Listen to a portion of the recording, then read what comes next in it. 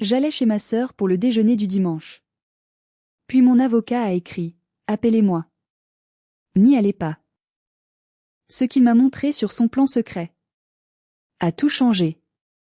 L'air dans le vestibule du manoir des Vents était toujours plus froid qu'ailleurs, comme si les pierres centenaires de la maison refusaient de retenir la chaleur, préférant conserver le souvenir des hivers passés. Je me tenais immobile devant le grand miroir piqué au mercure, fixant mon propre reflet sans vraiment le voir. Autour de moi, le silence de la maison n'était troublé que par le gémissement constant, presque humain, du vent d'octobre qui s'infiltrait par les jointures usées des fenêtres, faisant trembler les vitres dans leur cadre de bois vermoulu. Nous étions à Étretat, sur la côte normande, là où la terre finit brutalement pour se jeter dans la mer, et ce matin-là, le ciel était d'un gris de plomb, lourd et menaçant, promettant une de ces tempêtes dont la Manche a le secret. Je remontai le col de mon manteau de laine grise, frissonnant malgré moi. Ce n'était pas seulement le froid humide de la maison qui me glaçait les os. C'était une froideur intérieure, une angoisse sourde qui me tordait l'estomac depuis le réveil. J'avais 36 ans, mais ce matin, face à ce miroir terni, j'avais l'impression d'en avoir 100. Les cernes violacées sous mes yeux témoignaient de mes nuits sans sommeil, hantées par les factures, les responsabilités et la solitude écrasante de gérer un patrimoine familial qui s'effritait. Je m'appelle Manon. Je suis la dernière gardienne de ce lieu, et ce matin, je m'apprêtais à capituler. Ma main, gantée de cuir noir, hésita au-dessus de la lourde poignée de porte en laiton, oxydée par des décennies d'air salin. Je devais partir. Je ne pouvais plus reculer. Je me rendais chez ma sœur aînée, Sibylle, pour ce qu'elle avait qualifié, avec une douceur mielleuse qui m'avait rendue méfiante, de « déjeuner de la réconciliation ». Juste nous deux, Manon, avait-elle insisté au téléphone la veille, sa voix tremblant d'une émotion que je voulais désespérément croire sincère. Une chance de tourner la page. De recommencer à zéro. Papa n'aurait pas voulu qu'on se déchire ainsi pour son héritage. Je voulais la croire. Dieu sait que je voulais la croire. Depuis la mort de notre père, 2 ans plus tôt, Sibylle et son mari Cédric m'avaient mené une guerre d'usure, faite de piques, de demandes d'argent incessantes et de critiques acerbes sur ma gestion du domaine. Mais aujourd'hui, elle semblait vouloir la paix. « Allez, Manon », me murmurai-je à moi-même, ma voix résonnant faiblement dans le hall vide au plafond. « C'est ta sœur. C'est le même sang. Tu as promis à maman. » Cette promesse. Elle était là, toujours, comme une chaîne invisible autour de mon cou. Je revoyais encore ma mère sur son lit d'hôpital, sa peau diaphane, sa main frêle serrant la mienne avec une force surprenante dans ses derniers instants. « Manon, tu es la forte », avait-elle soufflé, ses yeux vitreux fixés sur les miens. « Sibylle, elle est fragile, elle est perdue, elle a toujours besoin d'aide. Promets-moi que tu la protégeras. Promets-moi que tu ne l'abandonneras jamais, quoi qu'elle fasse. Elle est ta famille. » Et moi, la cadette obéissante, l'enfant qui cherchait désespérément une miette de validation, j'avais promis. J'avais accepté de devenir le bouclier, l'éponge qui absorberait toute la toxicité de ma sœur pour préserver l'illusion d'une famille unie. J'avais sacrifié mes économies, mon temps, et parfois ma dignité pour cette promesse. Mes doigts se refermèrent sur le métal glacé de la poignée. J'inspirais une bouffée d'air qui sentait la cire d'abeille et la poussière ancienne, l'odeur de mon enfance. J'étais prête. Prête à me jeter une fois de plus dans la fosse aux lions pour acheter un semblant de paix, pour honorer la mémoire de mes parents. Mais avant que je puisse tourner la clé dans la serrure, une vibration violente et soudaine dans la poche de mon manteau me fit sursauter. Le bourdonnement sourd contre ma hanche brisa le silence solennel du dimanche matin comme un cri d'alarme. Mon cœur fit un bond douloureux dans ma poitrine. Je sortis lentement mon téléphone, les mains un peu moites, m'attendant à lire un message impatient de Sibylle me demandant pourquoi je n'étais pas encore partie, ou peut-être une remarque passive-agressive de Cédric sur ma ponctualité légendaire. L'écran s'illumina dans la pénombre du couloir. Mon sang se glaça instantanément, arrêtant net ma respiration. Ce n'était pas Sibylle. C'était Maître Kermer. Maître Kermer était l'avocat de la famille depuis 40 ans. Il était l'ami le plus fidèle de mon défunt père, un homme de la vieille école, un notaire breton austère qui considérait les textos comme une frivolité inutile et qui n'appelait jamais le dimanche, sauf en cas de décès ou de catastrophe majeure. Le message était court. Brutal. Écrit entièrement en majuscules, ce qui, venant de lui, équivalait à un hurlement de panique. Appelez-moi maintenant. Et juste en dessous, une deuxième bulle de texte apparut, clignotant comme une alerte rouge, chaque mot frappant ma conscience comme un marteau. N'y allez pas à verrouiller votre porte. Danger immédiat. Je restais figé, le téléphone serré dans ma main crispée, incapable de comprendre, incapable de bouger. L'urgence qui émanait de ces quelques mots tranchait à travers la brume de ma fatigue comme une lame de rasoir. Maître Kermer n'était pas un homme qui s'affolait pour rien. S'il me disait de ne pas y aller, ce n'était pas pour une trivialité. S'il brisait le silence sacré du dimanche, c'est que le monde était en train de s'écrouler. Mon pouce, agité d'un tremblement incontrôlable, glissa sur l'écran pour lancer l'appel. La tonalité n'eut même pas le temps de retentir une fois. Il décrocha immédiatement. Le silence habituel de la ligne fut remplacé par une respiration courte, sifflante, celle d'un homme qui a couru ou qui a peur. Manon, aboya-t-il. Sa voix n'avait rien de son timbre habituel, profond et rassurant. Elle était basse, rauque, précipitée. Manon, dites-moi que vous êtes encore chez vous. Dites-moi que vous n'êtes pas sortie. Je suis dans l'entrée, balbutiai-je, la gorge serrée par une boule d'angoisse. Je mettais mon manteau pour aller chez Sibylle. Non. Le cri à l'autre bout du fil me fit reculer d'un pas, heurtant le petit guéridon du hall. Écoutez-moi très attentivement, Manon. Ne sortez pas de cette maison. N'ouvrez à personne. N'allez surtout pas chez votre sœur. C'est un piège. Ils ne vous attendent pas pour déjeuner. Un piège? Ma voix tremblait. De quoi parlez-vous, maître? C'est juste un brunch. Ce n'est pas un brunch, coupa-t-il sèchement. Ils vous attendent avec une ambulance privée et 2 médecins psychiatres qu'ils ont payés. Ils ont signé les papiers ce matin à l'aube. Si vous mettez un pied sur leur propriété, si vous franchissez leur portail, vous serez interné de force avant le dessert. Ils ont tout prévu pour vous faire disparaître aujourd'hui. Le monde se mit à tanguer. Je dus m'appuyer contre le mur froid pour ne pas tomber. Interné? Mais pourquoi? Pour tout prendre, Manon. Pour tout prendre. Verrouillez tout. J'arrive. Je suis à 5 minutes. Ne raccrochez pas, gardez le téléphone en main. La ligne ne coupa pas, mais le silence qui suivit était lourd, menaçant, chargé d'une horreur invisible. C'était le moment précis où le sol se déroba sous mes pieds. Je restais là, pétrifié dans mon propre couloir, mon cœur martelant contre mes côtes comme un oiseau prisonnier, réalisant que le déjeuner de réconciliation, cette main tendue que j'avais tant espérée, était en réalité une exécution sommaire de ma liberté. Avant de continuer cette histoire et de vous révéler les preuves accablantes que mon avocat allait m'apporter, j'aimerais savoir qui est avec moi ce soir. Dites-moi dans les commentaires depuis quelle ville ou quel pays vous suivez cette histoire, et quelle heure il est chez vous. Je veux voir jusqu'où la vérité peut voyager, car ce qui m'est arrivé pourrait arriver à n'importe qui. 20 minutes interminables s'écoulèrent. Chaque minute était une torture psychologique, chaque craquement du vieux parquet me faisait sursauter comme une détonation. Je tournais en rond dans le salon, vérifiant obsessionnellement les verrous, tirant les rideaux lourds en velours pour cacher l'intérieur de la maison, me sentant comme une fugitive traquée dans son propre sanctuaire. Dehors, la pluie commençait à tomber, des gouttes lourdes et froides qui frappaient les vitres comme des doigts impatients. Puis, je vis la vieille Citroën DS de Maître Kermer s'engager dans l'allée de gravier, soulevant une gerbe de cailloux et de boue. Il gara la voiture de travers, sans se soucier de la pelouse, comme s'il était poursuivi par le diable lui-même. Il sortit sous la pluie qui tombait maintenant drue, sans même prendre la peine d'ouvrir un parapluie ou de remonter son col. Il marchait vite, courbé contre le vent, serrant contre sa poitrine un épais dossier plastifié noir, le protégeant des éléments avec son propre corps. J'ouvris la porte et il s'engouffra à l'intérieur, apportant avec lui l'odeur de la pluie froide, de l'ozone et du tabac froid qui imprégnait toujours ses vêtements. Il ne me salua pas. Pas de poignée de main, pas de ce sourire bienveillant qui me rappelait mon père. Son visage était gris, ses traits tirés par une colère froide et une fatigue immense. Fermez à double tour, ordonna-t-il d'une voix qui ne tolérait aucune discussion, sans même me regarder. Il marcha droit vers la cuisine, ses chaussures mouillées laissant des traces de boue sur le parquet ciré que j'avais mis tant de soin à entretenir.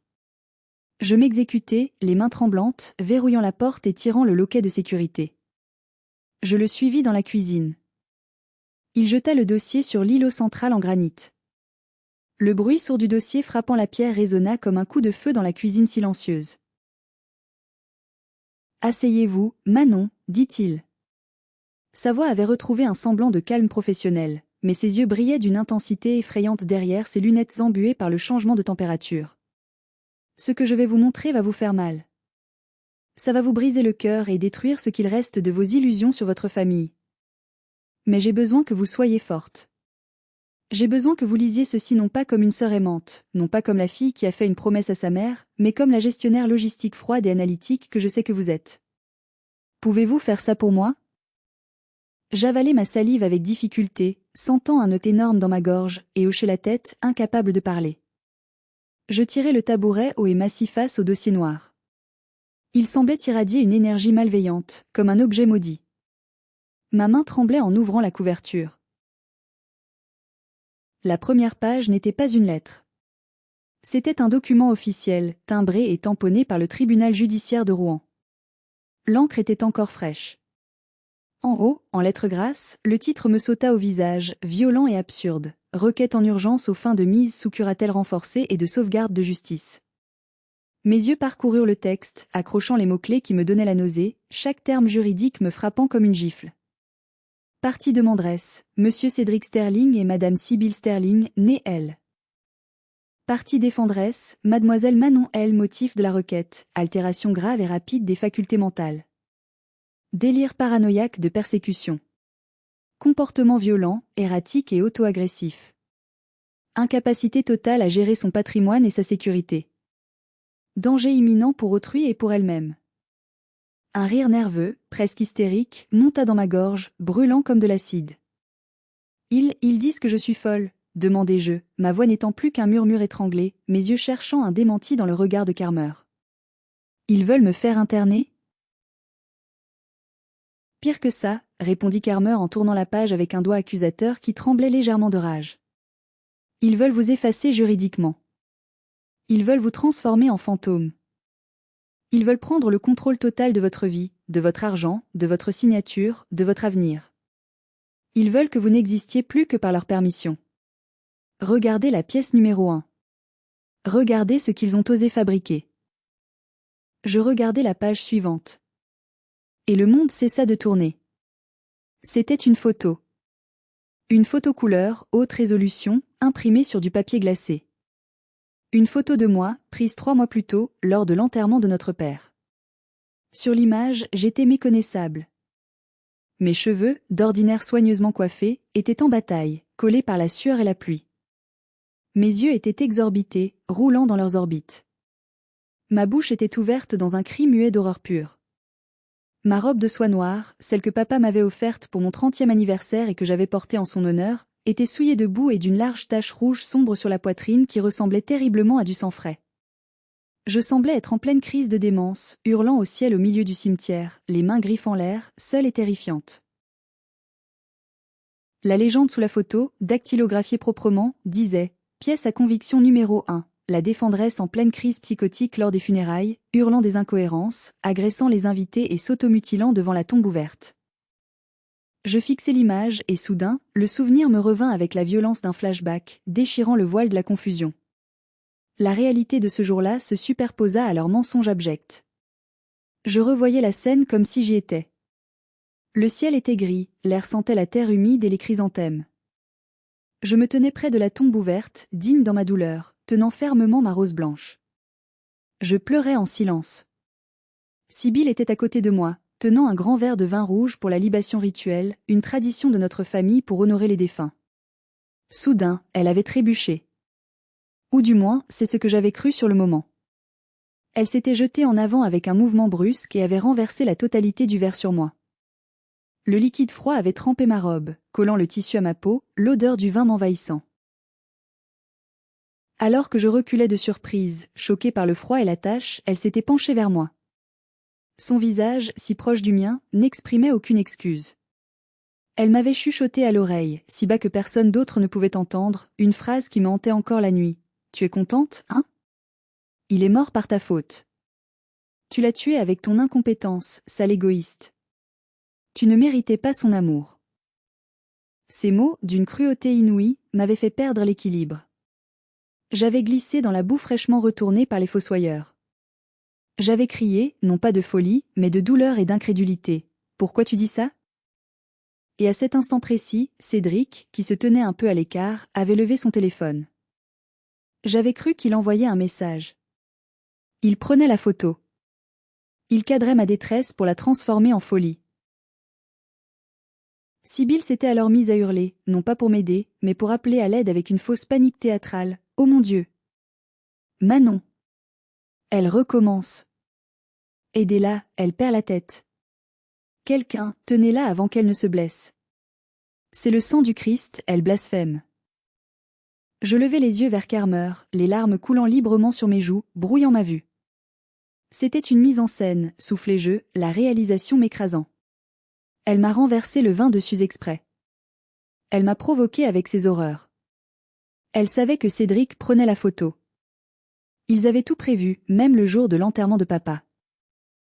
Je le sais, Manon, dit Carmer doucement, posant une main paternelle et lourde sur mon épaule. Ils construisaient un dossier. Depuis des mois. Ils attendaient le moment où vous seriez le plus vulnérable, le plus brisé par le deuil, pour fabriquer leurs preuves. C'est de la prédation pure. Regardez la suite. Je tournai les pages, le cœur au bord des lèvres. C'était un roman d'horreur bureaucratique. Des attestations de prétendus voisins, que je ne connaissais même pas, affirmant m'avoir vu parler seul dans le jardin la nuit, nu ou échevelé. Un journal détaillé de mes soi-disant errances nocturnes et de mes oublis.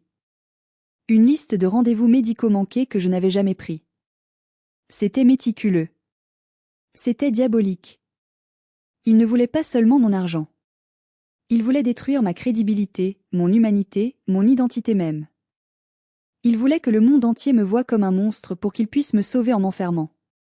Pourquoi? Demandai-je, la colère commençant enfin à remplacer le choc et la tristesse, une chaleur brûlante montant dans mes veines.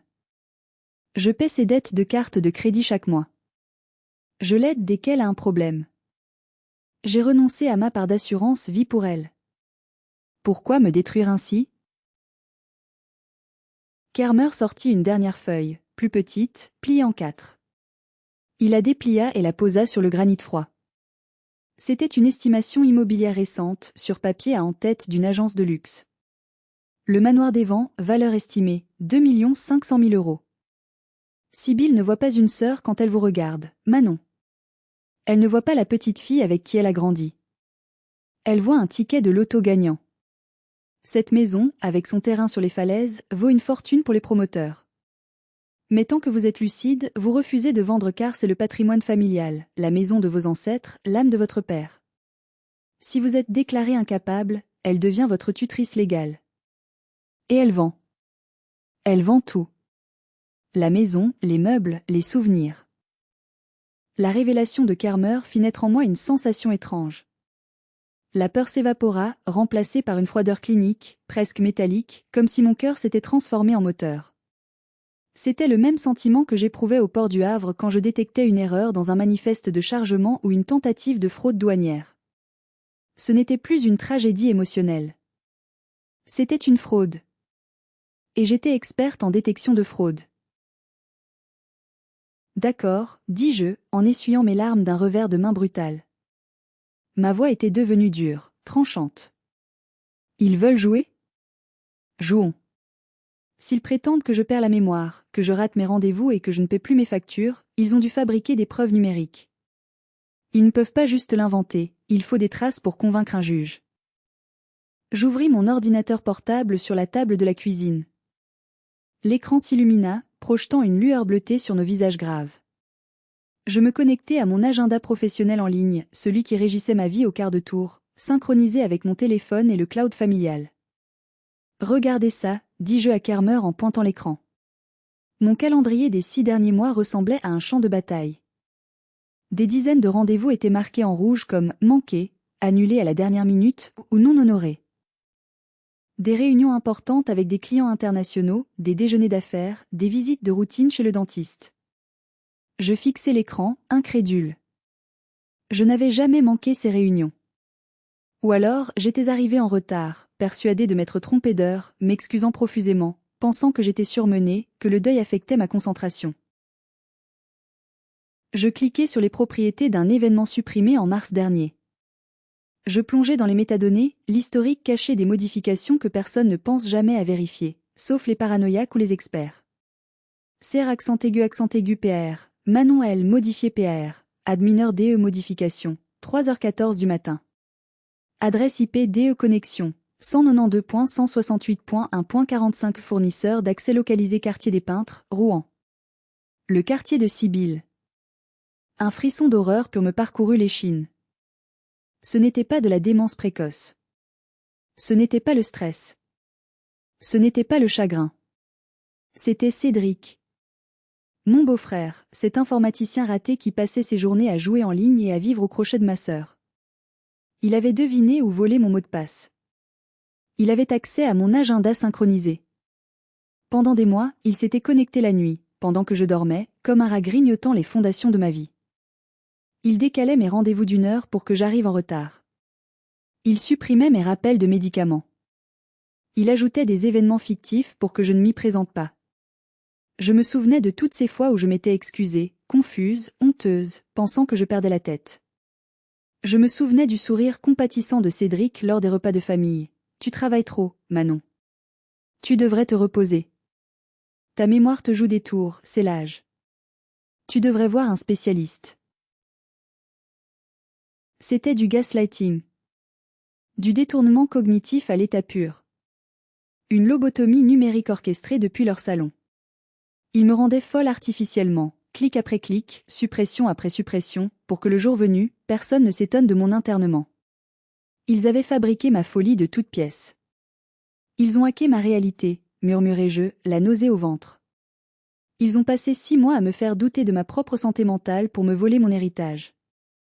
Ils m'ont regardé douter de moi et ils ont souri. Faites des captures d'écran, ordonna Karmer, sa voix tremblante de rage contenue, ses mains serrant le bord de la table jusqu'à ce que ses jointures blanchissent. Tout de suite. C'est la preuve de la machination. Nous allons les détruire avec ça. Chaque clic est une preuve de leur culpabilité. Alors que je sauvegardais frénétiquement les preuves, une notification apparut en haut à droite de mon écran. Une alerte de réseau social. Sibylle Sterling est en direct. Ma main s'arrêta. Je savais que je ne devrais pas regarder. Je savais que ce serait insupportable de voir son visage. Mais je devais savoir. Je devais voir jusqu'où elle allait dans son mensonge. Je cliquai sur le lien. La vidéo s'ouvrit en plein écran. Sibylle était assise dans son salon, baignée d'une lumière douce et flatteuse, probablement un anneau lumineux qu'elle utilisait pour ses vidéos de lifestyle. Elle ne portait pas ses bijoux habituels, ni son maquillage sophistiqué. Elle avait opté pour un vieux pull beige trop grand qui la faisait paraître plus petite, plus frêle. Ses cheveux étaient attachés à la hâte en un chignon désordonné. Elle avait l'air petite, vulnérable, dévastée. Une performance digne d'une grande actrice. Elle regardait la caméra avec des yeux humides, la voix tremblante, tenant un mouchoir qu'elle tordait nerveusement entre ses doigts manucurés.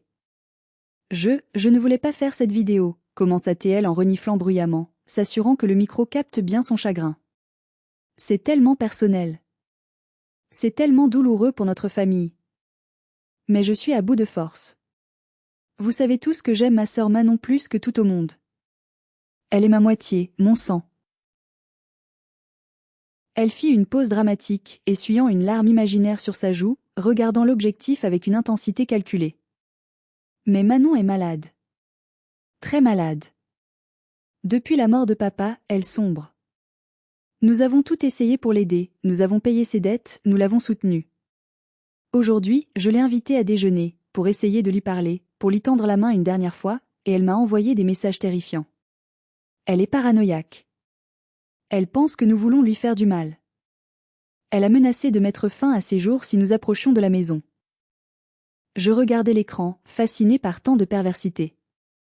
Les commentaires défilaient à toute vitesse sur le côté, une cascade de cœurs et de prières provenant de ses abonnés. Courage Sibylle, tu es une sainte. C'est dur d'aimer quelqu'un de malade mental, bravo pour ta force. Il faut la faire interner pour son bien, même si elle ne veut pas. C'est un acte d'amour.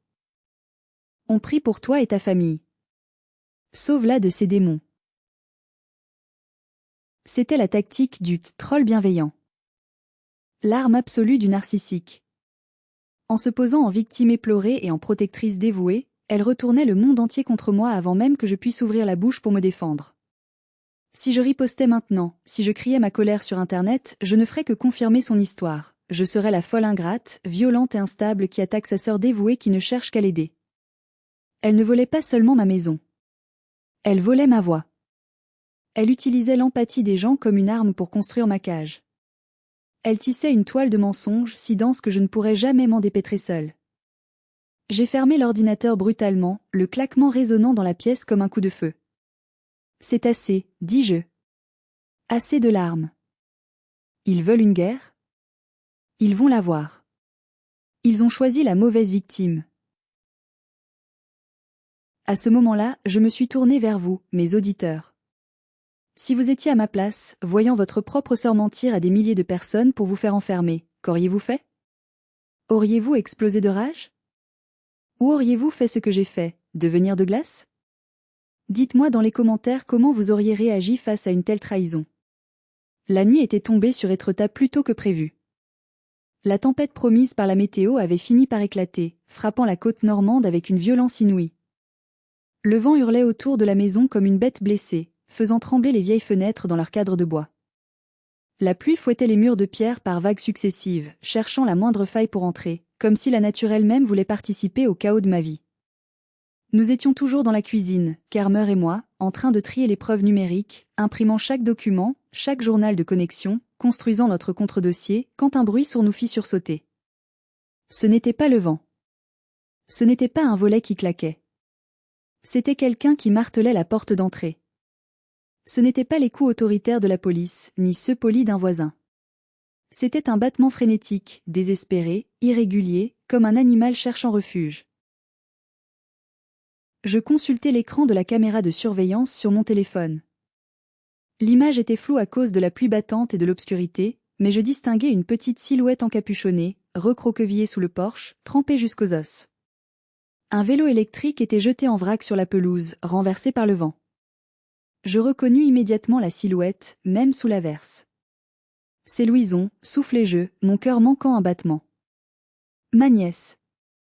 La fille unique de Sibylle. Elle n'avait que 17 ans.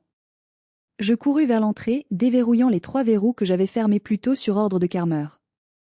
J'ouvris la porte et le vent s'engouffra dans le couloir, apportant la pluie glaciale et le froid mordant, éteignant presque les lumières. Louison tomba presque dans mes bras. Elle était glacée, son visage était blême, ses lèvres bleues. Elle tremblait si fort que ses dents claquaient, produisant un son sec et rythmé qui me terrifia. Tante Manon. Gémit elle, sa voix à peine audible sous le vacarme du vent. Ils ne savent pas que je suis là. S'il te plaît, ne leur dis pas cache-moi. Ils vont me tuer. Entre, vite. Je la tirai à l'intérieur et refermai la porte contre la tempête, luttant un instant contre la pression du vent avant de verrouiller à nouveau. Je l'emmenai dans la cuisine, la chaleur du fourneau l'enveloppant. Kermer, toujours efficace, avait déjà mis de l'eau à bouillir pour du thé. J'attrapai une couverture en laine sur le canapé et l'enroulai autour des épaules maigres de ma nièce, frottant ses bras pour la réchauffer. C'est alors qu'elle releva la tête vers moi, la capuche de son imperméable glissant en arrière, révélant ses cheveux blonds collés à son crâne. Et je vis. Sur sa joue gauche, la peau pâle était marquée d'une ecchymose violacée, sombre et enflée, qui s'étendait jusqu'à son œil. La marque distincte de 4 doigts. Une gifle. Une gifle d'une violence inouïe, donnée par un homme adulte avec toute sa force. Mon sang ne fit qu'un tour. La rage, une rage pure et incandescente, remplaça toute autre émotion. Qu'il s'en prenne à moi était une chose. Je pouvais me défendre. Mais qu'il touche à un cheveu de cet enfant, de ma nièce que j'aimais comme ma propre fille? C'était impardonnable. C'était la guerre. Qui t'a fait ça? Demandai-je, ma voix tremblante de fureur contenue, mes mains serrées en poing si fort que mes ongles s'enfonçaient dans ma paume. Louison se mit à pleurer, de gros sanglots qui secouaient tout son corps frêle. C'est papa, octatait-elle. Il voulait que je signe, Manon. Maman avait préparé un papier. Une attestation pour le tribunal. Je devais écrire que je t'avais vu te battre avec des murs. Que tu m'avais menacée avec un couteau de cuisine. Que tu étais dangereuse pour moi. Elle prit une inspiration déchirante. J'ai dit non. J'ai dit que c'était des mensonges. J'ai dit que tu étais la seule personne normale dans cette famille, la seule qui m'écoutait vraiment. Maman a crié qu'elle me mettrait dehors, qu'elle ne paierait pas mes études d'art, que je finirais clocharde. Et quand j'ai essayé de partir pour te prévenir, papa m'a frappé. Il m'a giflé si fort que je suis tombée contre le radiateur. Il a dit que j'étais une ingrate, que je complotais avec toi pour détruire la famille, que j'étais une traîtresse. Je serrai Louison contre moi, caressant ses cheveux mouillés, laissant mes propres larmes couler silencieusement sur son épaule. Ma propre sœur avait tenté de corrompre sa fille, de la forcer au parjure contre sa tante, et mon beau-frère l'avait frappée pour la faire taire. Ils n'étaient pas seulement avides. Ils étaient monstrueux. Ils avaient franchi la ligne de non-retour. Louison s'écarta doucement et fouilla dans la poche intérieure de son manteau trempé avec des doigts gourds et bleuis par le froid. « Je t'ai apporté quelque chose, dit-elle en sortant une tablette numérique. L'écran était fêlé, probablement endommagé pendant sa fuite à vélo sous l'orage, mais elle s'alluma. C'est l'iPad de papa. Il pense qu'il est malin, mais son mot de passe est toujours 123 456. J'ai entendu ce qu'il disait dans le bureau après m'avoir frappé. J'ai enregistré « Tante Manon ». Et j'ai copié leur dossier secret sur le cloud. Elle posa la tablette sur la table en bois. Regarde le dossier Projet Phénix. C'est là qu'ils cachent tout. C'est là qu'ils ont signé ton arrêt de mort. Maître Carmer et moi nous penchâmes sur la tablette comme des archéologues découvrant une tombe maudite. Mes doigts glissèrent sur l'écran fêlé pour ouvrir le dossier indiqué par Louison. Ce que nous y trouvâmes dépassait l'entendement. Ce n'était pas seulement un plan vague ou des discussions hypothétiques. C'était un crime déjà consommé, documenté avec l'arrogance de ceux qui se croient intouchables. Le premier document était un compromis de vente sous seing privé, scanné en haute résolution. Vendeur, Sibylle et Cédric Sterling. Acheteur, Groupe Immobilier Horizon, une société connue pour bétonner la côte. Objet, vente de la propriété 6-4 rue des Falaises, le Manoir des Vents. Prix de vente, 2 200 000 €. Conditions suspensives, obtention de la tutelle légale et définitive sur l'actuel propriétaire avant le 30 octobre. Dépôt de garantie versé, 200 000 €, virement effectué sur un compte au Luxembourg. Ils avaient déjà vendu ma maison. Ils avaient déjà empoché 200 000 € d'acompte. Carmer siffla entre ses dents, ajustant ses lunettes. Ils ont vendu la peau de l'ours, et ils ont déjà dépensé l'argent. C'est pour ça qu'ils sont si désespérés. Ils doivent livrer la maison ou rembourser. Écoutez ça, dit Louison en appuyant sur un fichier audio nommé Mémo Vocal 44. La voix de Sibylle s'éleva dans la cuisine, claire, glaciale, dénuée de toute émotion humaine, enregistrée quelques heures plus tôt. Cette garce tient bon. Elle ne craque pas assez vite. Si on n'a pas la tutelle mardi, Horizon va demander le remboursement de l'acompte. Et on a déjà tout utilisé pour tes dettes de jeu et la nouvelle Porsche, imbécile. On n'a plus rien, on est à sec. La voix de Cédric répondit, pleurnicharde et lâche, ne t'inquiète pas, ma chérie. Avec l'ordonnance du juge demain, on la met en institution mercredi matin. Le directeur de la clinique est un ami, j'ai arrangé ça. Une fois qu'elle sera sous sédatif lourd, elle ne saura même pas quel jour on est. On vide la maison le jeudi, on signe l'acte final le vendredi, et Horizon envoie les bulldozers le lundi suivant. Sibylle rit. Un rire sec, sans joie, qui me fit frissonner. Elle pourrira dans une chambre blanche, bavant sur elle-même, et moi je serai enfin riche. C'est tout ce qu'elle mérite pour avoir été la préférée de papa pendant toutes ces années. L'enregistrement s'arrêta. Le silence retomba, lourd et oppressant. Je restai silencieuse, regardant la pluie battre contre la vitre noire. Ils avaient prévu de me droguer, de m'enfermer à vie, de raser la maison de nos ancêtres pour en faire un hôtel, tout cela pour couvrir des dettes de jeu et assouvir une jalousie vieille de 30 ans. Ils avaient planifié ma destruction totale. On a tout ce qu'il faut, dis-je, me levant d'un bond, la chaise raclant le sol. On va à la police. Maintenant. On leur montre ça et ils vont en prison ce soir. Non, coupa maître Carmer. Sa voix était tranchante comme un couperet. Il se redressa, ses yeux brillants d'une lueur stratégique derrière ses lunettes. Si nous allons à la police maintenant, avec un enregistrement fait illégalement par une mineure, leurs avocats vont contester la recevabilité des preuves. Ça prendra des mois d'enquête. Pendant ce temps, Sibylle jouera la victime, dira que c'est un montage, que Louison est une adolescente rebelle qu'on a manipulée. Le juge pourrait hésiter. On risque de perdre. Alors quoi ? Demandai-je, frustré, les poings serrés, sentant l'impuissance monter. On les laisse gagner ? On attend qu'ils me mettent en cage ? Au contraire, sourit Kermer, un sourire de requin qui flaira le sang. On va leur donner exactement ce qu'ils veulent. On va les laisser croire qu'ils ont gagné jusqu'à la dernière seconde. On va les laisser s'enfoncer tellement loin qu'ils ne pourront plus jamais remonter. Il fouilla dans sa serviette en cuir usé et en sortit un très vieux document, jauni par le temps, couvert d'une écriture manuscrite à l'encre délavée, scellé par un cachet de cire rouge brisé. Sibylle et Cédric sont avides, mais ils sont paresseux. Ils ont lu le testament de votre père. Mais ils n'ont jamais lu l'acte de donation de votre grand-père, Henri, datant de 1950.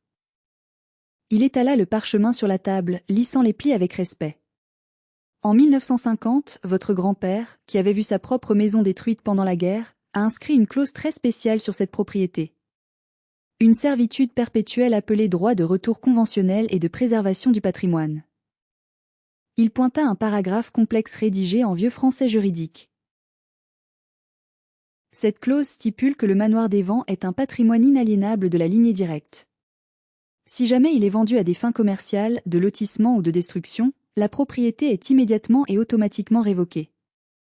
Elle ne revient pas au vendeur, elle est saisie par la Fondation du patrimoine national pour être transformée en lieu de mémoire. Et le vendeur ? Il perd tout droit sur le bien, ne touche pas un centime, et doit payer une pénalité égale à la valeur de la vente à la Fondation pour préjudice moral au patrimoine. Je commençai à comprendre. Un sourire lent, froid, se dessina sur mes lèvres. Sibylle a signé une promesse de vente sur un bien qu'elle n'a pas le droit de vendre à un promoteur, dis-je. Exactement, dit Kermer. Mais pour que le piège se referme totalement, il faut qu'elle commette l'irréparable. Il faut qu'elle signe l'acte définitif devant un juge. Il faut qu'elle officialise son crime dans une enceinte de justice. Il me regarda droit dans les yeux, son visage grave. Manon, demain au tribunal, je ne veux pas que vous vous défendiez. Je ne veux pas que vous montriez les preuves de votre santé mentale. Je veux que vous abandonniez. Je veux que vous soyez la sœur brisée, confuse et fatiguée qu'elle décrit. Donnez-lui la tutelle. Donnez-lui le pouvoir de vendre. Laissez-la signer son propre arrêt de mort. C'était un risque énorme. Si le plan échouait, je me retrouverais sous sa coupe. Mais en regardant le visage tuméfié de Louison, en entendant la voix cruelle de ma sœur sur l'enregistrement, je sus que je n'avais pas le choix. Il ne fallait pas seulement gagner. Il fallait les détruire pour qu'ils ne puissent plus jamais nuire. La nuit fut courte et agitée. Louison dormait dans la chambre d'amis, épuisée par son évasion et ses pleurs, la porte verrouillée. Moi, je restais éveillée, arpentant ma chambre, répétant mon rôle. Je ne devais pas montrer ma force. Je devais montrer ma défaite. Je devais éteindre la lumière dans mes yeux, courber le dos, trembler. Le lendemain matin, le tribunal de Rouen se dressait sous un ciel gris et pluvieux, comme un décor de film noir. L'atmosphère était lourde. L'audience devant le juge des tutelles devait se tenir à huis clos, dans un petit bureau encombré de dossiers poussiéreux. J'avais soigné mon apparence avec une précision cruelle. Je portais un vieux gilet en laine trop grand. Pas de maquillage pour laisser voir mes cernes, les cheveux attachés bas et mal peignés.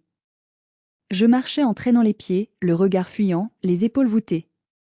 Sibylle et Cédric étaient déjà là.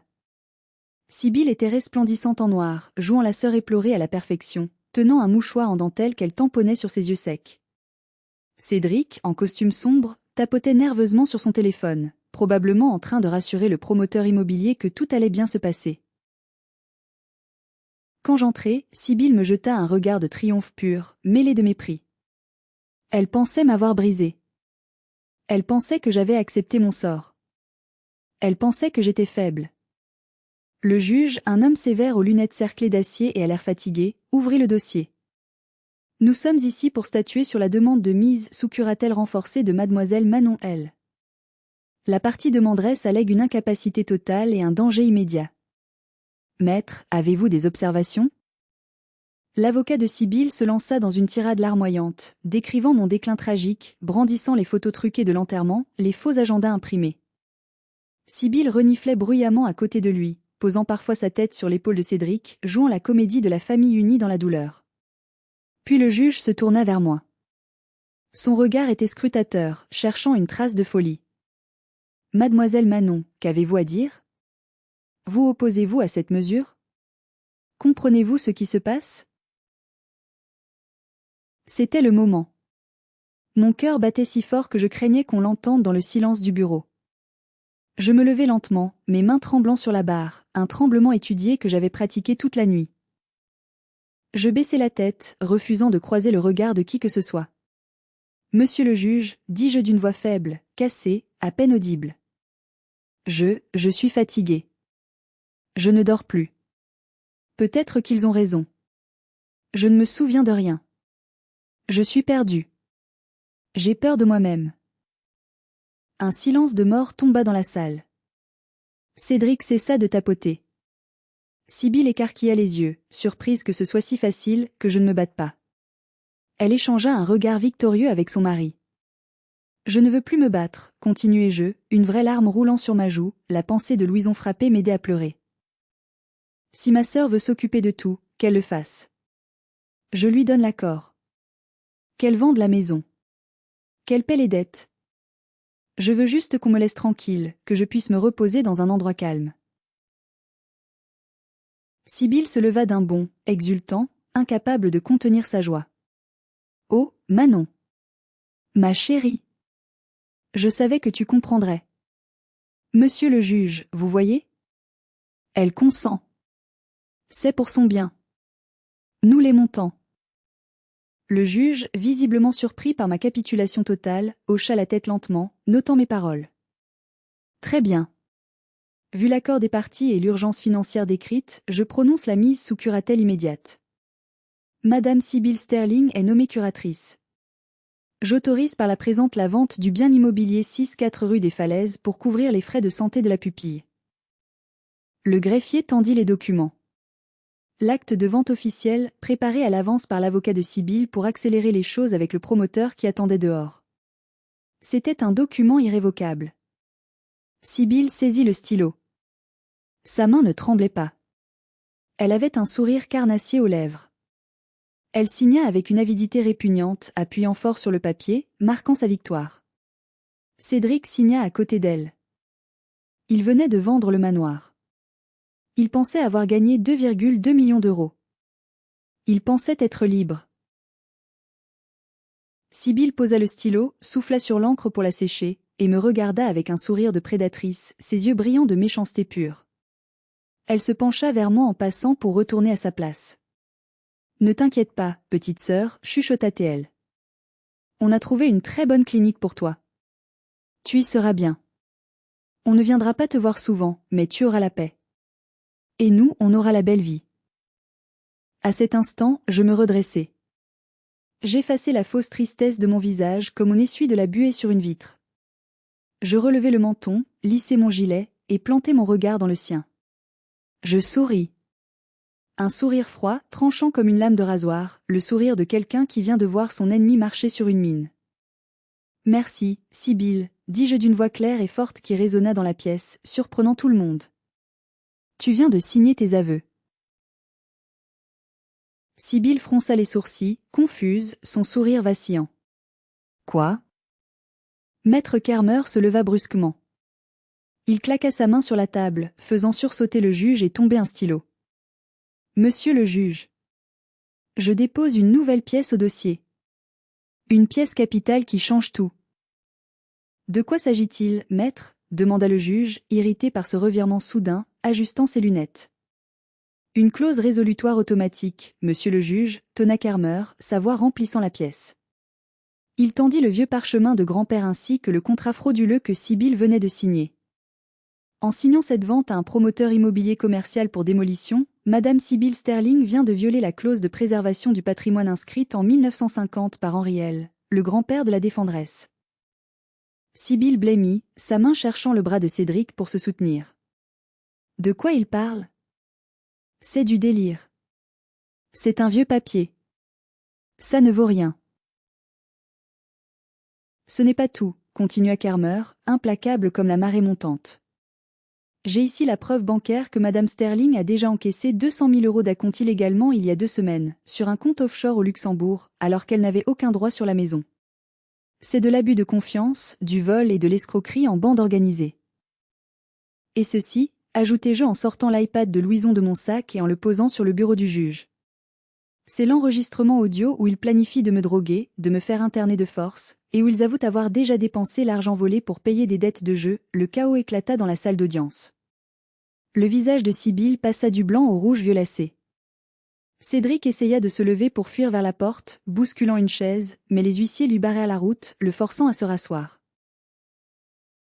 Le juge prit les documents. Il lut la clause avec attention, ses sourcils se fronçant. Il écouta un extrait de l'enregistrement sur l'iPad, entendant les voix cruelles planifier ma fin. Son visage se durcit comme de la pierre. Il regarda Sibylle avec un dégoût absolu, comme on regarde quelque chose de sale sous sa chaussure. « Madame Sterling, dit-il d'une voix glaciale qui ne tolérait aucune réplique. Vous venez de vendre un bien qui ne vous appartient plus.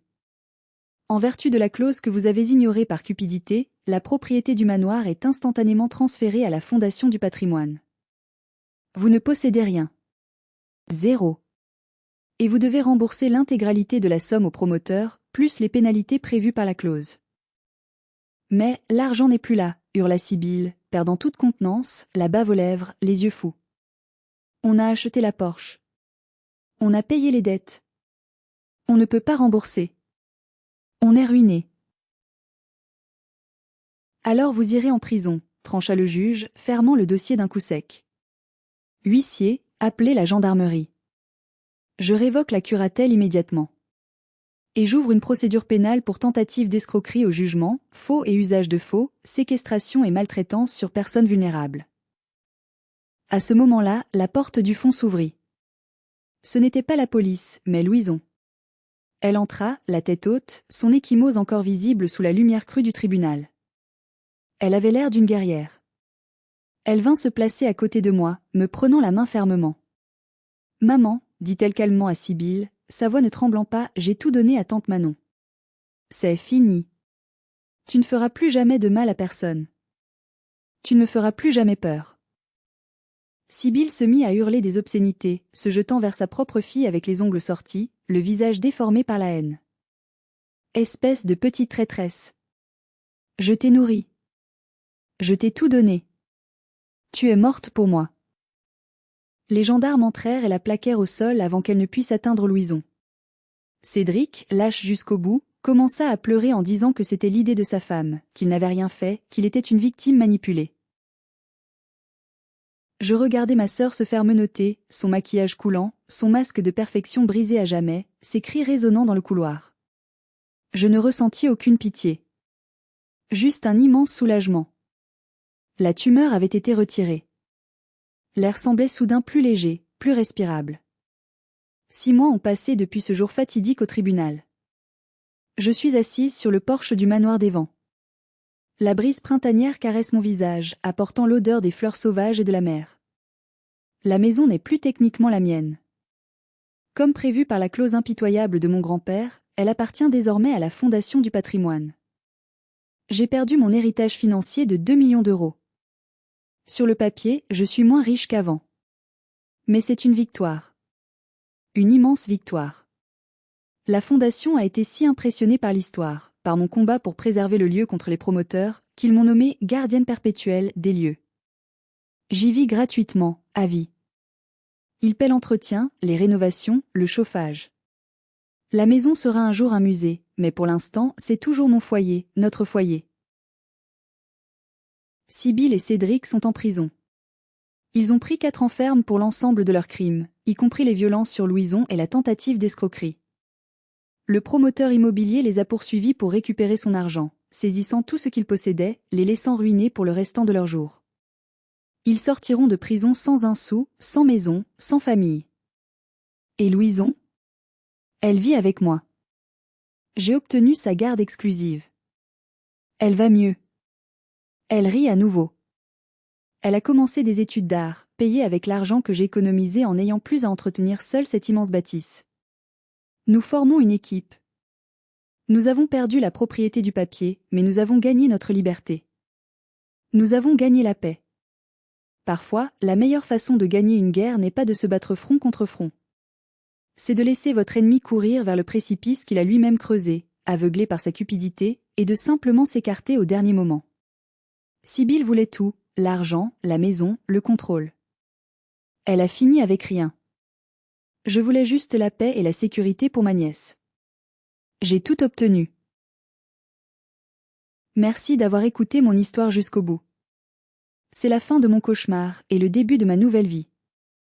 Si vous pensez que la justice a été rendue, si vous avez ressenti la satisfaction de voir le piège se refermer, cliquez sur le bouton j'aime.